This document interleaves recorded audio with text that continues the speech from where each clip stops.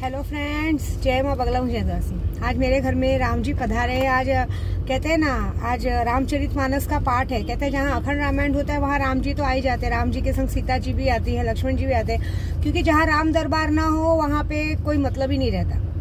राम जी का घर है। राम जी जहाँ आएंगे पूरे परिवार के संग आएंगे, तो माँ सीता के संग आएंगे, लक्ष्मण जी के संग आएंगे और बजरंग बली तो जरूर आएंगे। और पता है आपको, जहाँ रामचरितमानस का पाठ होता है ना, वहाँ पूरी जिम्मेदारी हनुमान जी लेते हैं। आज शनिवार का दिन भी है, हनुमान जी का दिन भी है और आज हमारे यहाँ पाठ चालू है। 24 घंटे का पाठ है। अखंड रामायण का पाठ होगा कल 24 घंटे में, सुबह पूरा होगा। उसके बाद सत्यनारायण की पूजा, हवन होगी। हवन होने के बाद शाम को जिस तरह से माता की चौकी रहती है उस तरह से माता की चौकी होगी, मतलब राम भजन होगा। और फिर सबको जितने भी मेहमान रहेंगे सबको खाना खिलाया जाएगा, सबको खाना खिलाया जाएगा, क्योंकि ये दुगनी खुशी है। एक तो राम जी आए हैं और मैंने ये खास करके इसलिए रखा है कि अयोध्या में राम मंदिर बन चुका है और साथ में मेरे जितने भी ग्रुप वाले हैं सबका लॉटरी का काम बहुत अच्छा हुआ है। उन लोगों को सबको अभी सबके पास मंडे मंगलवार तक पैसा पहुंच जाएगा, उनकी खुशी। उसके बाद वो लोग मुझे उसमें से 100 लड़कियों की शादियों के लिए अपनी तरफ से गिफ्ट देंगे। और मैंने ये खास करके रखा है कि जितने लोगों ने के लिए भी इतना संघर्ष भरा दिन रहा है, सबका बहुत अच्छा दिन जाए, सबका खुद का घर हो जाए, सबको इतना पैसा मिले, इतनी दौलत मिले कि कभी कम ना हो, ऐसी बात है।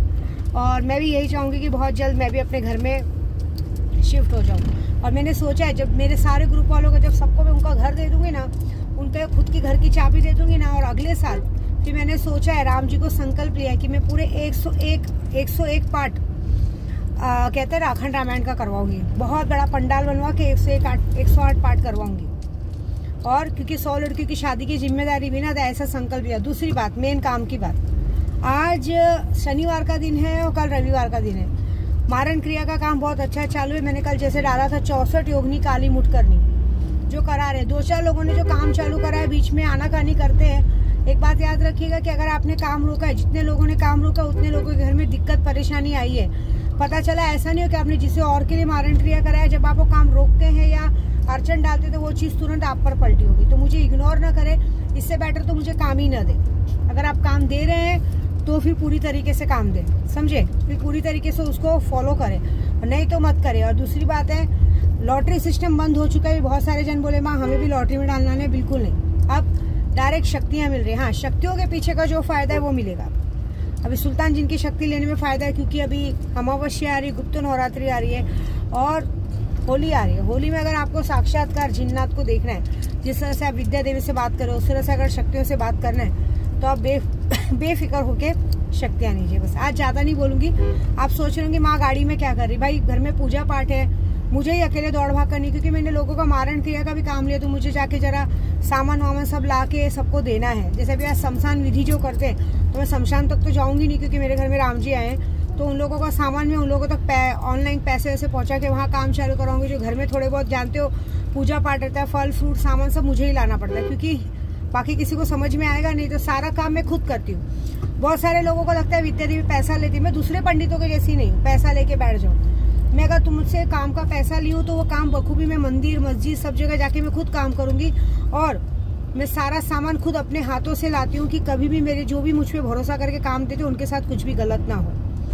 एक्चुअली इस वक्त मैं सबसे यही कहूंगी कि हमने जिस तरह से राम जी का पाठ रखा है, एक बात यही कहूंगी अपने सरकार से, जो पूरे भारत का, पूरा कहते हैं ना पूरे इंडिया की सरकार है, उससे कहूंगी कि आपको सबने चुन के लाया है। मेरे को बोलने का हक नहीं है, लेकिन अगर कुछ बोलूं तो दिल से सॉरी, लेकिन आपको सभी ने चुन के लाया है। मैं अपनी हमारी सरकार से बोल रही हूँ मैं बात, कि आपको सभी ने चुन के लाया है। चाहे हिंदू मुस्लिम सिख ईसाई, चाहे कोई भी धर्म का बात हो, सबने आपको वोट देख के चुन के लाया है। तो आप एक पद होके देखिए, कुछ लोग ना आपका भी नाम खराब कर रहे हैं। 2024 का इलेक्शन आ रहा है, इलेक्शन पे ध्यान दीजिए। अगर इस तरह से सारे लोगों से अगर आप लोग दुश्मनी लेंगे तो इलेक्शन में वोट कैसे मिलेंगे?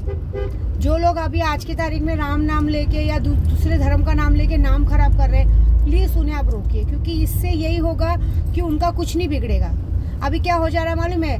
दंगा फसाद कोई और कर रहे हैं और फिर बाद में मार के कोई और चला जा रहा है और बाद में आम पब्लिक मार खा रही है। इसमें लोगों में गुस्सा आ रहा है। और दूसरी बात, कोई भी भड़काऊ वीडियो ये सब मत डाले, क्योंकि लोगों को फिर गुस्सा आता है। भड़काऊ वीडियो डालने से लोगों में एक अंदर से उत्तेजना जागती, जिसकी वजह से लोग एक दूसरे को मारने मिटने में मजबूर हो जाते हैं। प्लीज मत करिए। एक तो पहले ही इंसान की कमर टूट चुकी है, पहले नोटबंदी से टूटी है,